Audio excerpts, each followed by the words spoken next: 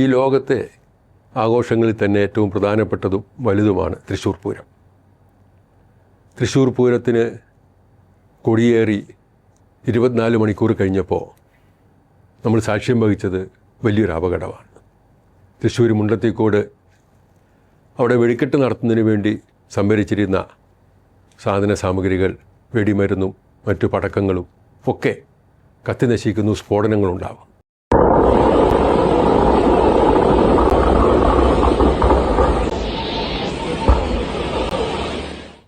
ഇതുവരെയുള്ള റിപ്പോർട്ട് അനുസരിച്ച് 13 ആളുകൾ മരിച്ചു. മരണസംഖ്യ എത്രയാകുമെന്ന് നമുക്കറിയില്ല. ഇന്നിപ്പോൾ നമ്മൾ കാണുന്നത് അവിടെ പട്ടികളെ കൊണ്ടുവന്നിരിക്കുന്നു മൃതദേഹങ്ങൾ കണ്ടെടുക്കാൻ. ഇനി പട്ടികൾ കണ്ടുപിടിക്കണം നമ്മുടെ സഹോദരങ്ങളുടെ മൃതദേഹങ്ങൾ അല്ലെങ്കിൽ അതിൻ്റെ ഭാഗങ്ങൾ എവിടെയെന്ന്. ഇതൊക്കെ കാണുമ്പോൾ ഒരു പുനർചിന്തനം എവിടെയെങ്കിലും വേണം എന്ന് നമുക്ക് തോന്നുന്നുണ്ടാവും.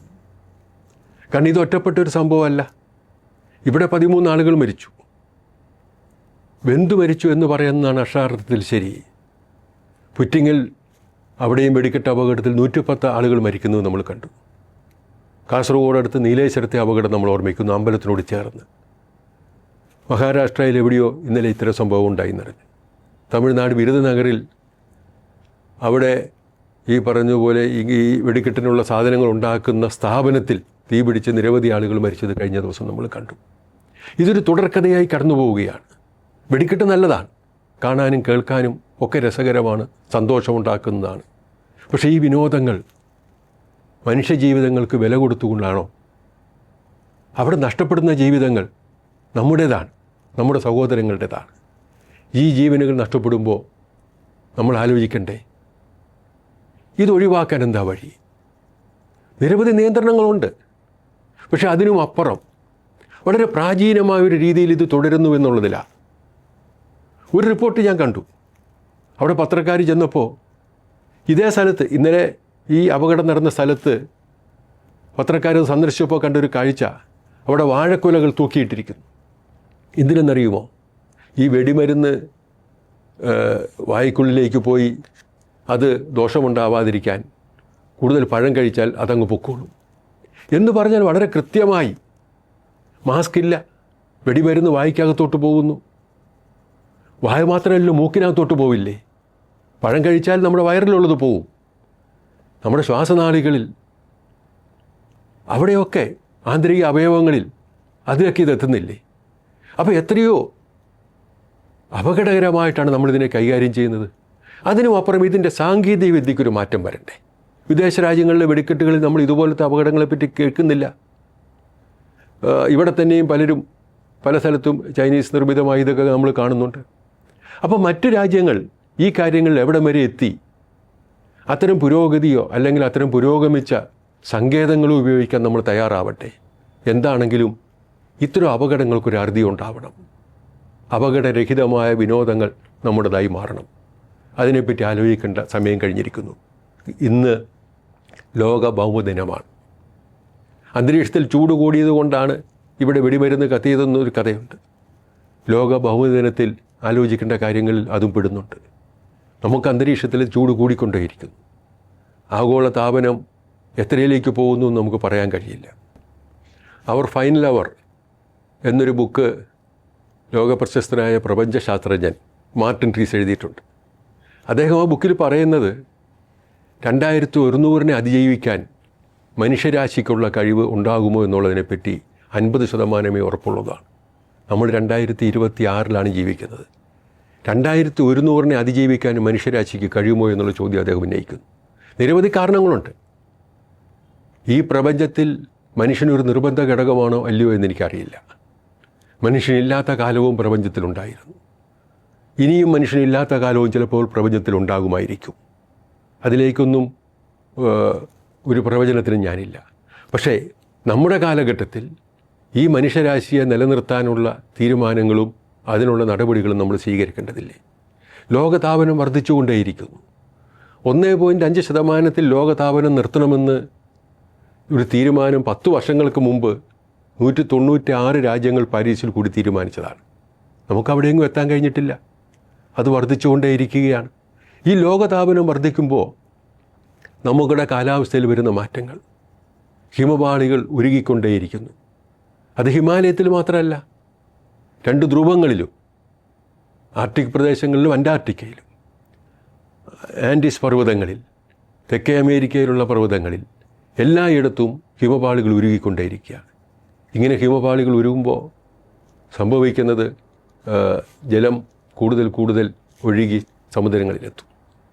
ആ സമുദ്രങ്ങളിലെത്തും. ഇപ്പം നമുക്കറിയാമല്ലോ, വടക്കേ ഇന്ത്യയിൽ ഹിമാലയത്തിൽ ഹിമപാളികൾ ഒഴുകി വേനൽക്കാലത്ത് പോലും വെള്ളപ്പൊക്കങ്ങളുണ്ടാകുന്നത് നമ്മൾ കാണുന്നുണ്ട്. ഇങ്ങനെ ഒഴുകി വരുന്ന വെള്ളം സമുദ്രത്തിൻ്റെ നിരപ്പ് ഉയർത്തിക്കൊണ്ടേയിരിക്കുന്നു. സമുദ്രനിരപ്പ് അപകടകരമായ നിലയിലേക്ക് ഉയരുന്നതും ഒരു ഭാഗത്തും നമുക്ക് കാണാം. കഴിഞ്ഞ 10 വർഷത്തിനിടയിൽ 4.8 മില്ലിമീറ്റർ സമുദ്രനിരപ്പ് ഉയർന്നു എന്നാണ് പറയുന്നത്. ഇത് സമുദ്രത്തിൻ്റെ കാർബൺ ഡയോക്സൈഡ് ആഗിരണം ചെയ്യാനുള്ള കഴിവിനെയും കുറയ്ക്കും. അപകടകരമായ നിലയിലേക്ക് പ്രപഞ്ചം മാറിക്കൊണ്ടേയിരിക്കും. ഇത് മൊത്തത്തിൽ നമ്മുടെ രാജ്യത്തിനും ഇതിൻ്റെ മാറ്റങ്ങളുണ്ട്. ലോക കാലാവസ്ഥാ സംഘടനാ റിപ്പോർട്ട് പ്രകാരം നമ്മുടെ ഗംഗ ബ്രഹ്മപുത്ര ഡെൽറ്റയിൽ 89 സെൻറ്റിമീറ്റർ വരെ സമുദ്രനിരപ്പ് ഉയരാം എന്ന് പറയുന്നു. എന്ന് പറഞ്ഞാൽ ആ മേഖലയിൽ സമുദ്രനിരപ്പ് ഉയരുക എന്ന് പറഞ്ഞാൽ നമ്മുടെ ഈ ബംഗാൾ പോലെയുള്ള സംസ്ഥാനങ്ങളുടെയൊക്കെ സ്ഥിതി, അല്ലെങ്കിൽ ഒറീസ പോലെയുള്ള സംസ്ഥാനങ്ങളുടെയൊക്കെ സ്ഥിതി എന്താകുമെന്ന് നമുക്ക് ഊഹിക്കാൻ കഴിയില്ല. അതേപോലെ തന്നെ 2100 ആകുമ്പോൾ 10 തൊട്ട് 89 സെൻറ്റിമീറ്റർ വരെ സമുദ്രനിരപ്പ് ഉയരുമെന്നും, അങ്ങനെ ഉയർന്നാൽ പല രാജ്യങ്ങൾ തന്നെയും സമുദ്രത്തിനടിയിലാകുമെന്നും ഈ റിപ്പോർട്ടുകൾ സൂചിപ്പിക്കുന്നുണ്ട്. അപ്പോൾ ഇതൊക്കെ കാണിക്കുന്നത് ലോകം എങ്ങോട്ട് പോകുന്നു എന്നുള്ളതിൻ്റെ സൂചനകളാണ്. ഇതിനെ മറികടക്കാൻ എങ്ങനെ കഴിയും? അതിനെപ്പറ്റിയിട്ടുള്ള ആലോചന പണ്ട് കാലത്തും നടന്നിട്ടുണ്ട്. നമ്മുടെ ഈ പാരമ്പര്യേതര ഊർജ മാർഗങ്ങൾ ഉപയോഗിക്കുന്നത്, അത് വർദ്ധിപ്പിക്കാനുള്ള ശ്രമങ്ങൾ നമ്മൾ നേരത്തെ നടത്തിയിട്ടുണ്ട്. 2030 ആകുമ്പോഴേക്കും 25% അത്തരം പാരമ്പര്യേതര ഊർജ്ജ മാർഗങ്ങൾ അവലംബിക്കണമെന്ന് പറഞ്ഞിട്ടുണ്ടായിരുന്നു. അത് ഒരിടത്തും നമ്മൾ എത്തിയിട്ടില്ല. 2035 ആയാൽ പോലും 25% കഴിയും എന്നൊരു ധാരണ ഇപ്പോൾ ഇല്ല. ഇങ്ങനെ പോകുന്നത് അപകടകരമായ നിലയിലേക്ക് ഈ രാജ്യത്തെ കൊണ്ടുപോവുകയാണ്. അതിനു പുറമെ ഈ സീറോ എമിഷൻ ഗതാഗത സൗകര്യങ്ങൾ, അതിലേക്ക് മാറുന്നതിനെ പറ്റിയിട്ടുള്ള നീക്കങ്ങളും ഫലവത്തായിട്ട് കൊണ്ടുവരാൻ നമുക്ക് കഴിഞ്ഞിട്ടില്ല. വേറൊന്ന്, നമ്മുടെ കർഷകരുടെ സമരം ഡൽഹിയിൽ അരങ്ങേറിയപ്പോൾ നമ്മൾ കണ്ടൊരു കാര്യമുണ്ട്. അവർക്ക് മനസ്സിലായൊരു കാര്യം, അവരുടെ അനുഭവത്തിലൂടെ കണ്ടൊരു കാര്യം, നമ്മുടെ ഗംഗാ സമതലം, ഗംഗാ നദിയുടെ ഇപ്പോഴത്തെ ഒരു അവസ്ഥ, ആ നദിയിലെ ആഴ്സനിക്കിൻ്റെയും അതേപോലെ ഉപ്പിൻ്റെയും അംശം കൂടി പ്രദേശമാകെ കൃഷിക്ക് പോലും ഉപയുക്തമല്ലാത്ത രീതിയിലേക്ക് മാറിക്കൊണ്ടിരിക്കുന്നു. 80 കോടി ജനങ്ങൾ അധിവസിക്കുന്നുണ്ട് ഈ ഗംഗാ സമതലത്തിലെന്ന് ഓർക്കണം. ഇത് ചെറിയ കാര്യമല്ല. അപ്പോൾ നമ്മുടെ ഭൂമിയാകെ, പ്രത്യേകിച്ച് നമ്മുടെ രാജ്യത്ത് പോലും ഇത്തരം ഒരു അപകടനിലമായ രീതിയിലേക്ക് കാര്യങ്ങൾ പോയിക്കൊണ്ടിരിക്കുന്നു. നമ്മളാരെങ്കിലുമൊക്കെ അറിയാതെ ഒരു വരിയിലേക്ക് ചിലപ്പോൾ പോയി നിരിക്കും. ഇനി വരുന്ന തലമുറയ്ക്ക് ഇവിടെ വാസം സാധ്യമോ, ഇവിടെ പൂക്കൾ വിരിയുമോ എന്നും, ഇവിടെ വിത്തുകൾക്ക് വിടരാനാകുമോ എന്നും സംശയിക്കുന്നു എന്നൊക്കെ ആ വരികളിലുണ്ട്. നമ്മുടെ കൺമുന്നിൽ ചിലപ്പോൾ നമ്മൾ കാണുന്നത് അത്തരമൊരു കാലത്തെയാവും.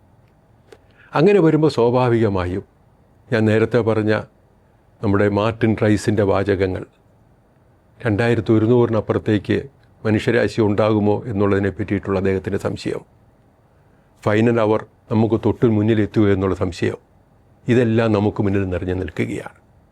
എവിടെയെങ്കിലുമൊക്കെ മാറ്റങ്ങളുണ്ടാക്കാൻ, തിരുത്തലുകളുണ്ടാക്കാൻ നമുക്ക് കഴിയണ്ടേ? യുദ്ധത്തിനെതിരെ നമ്മൾ സ്വരമുയർത്തുന്നുണ്ട്.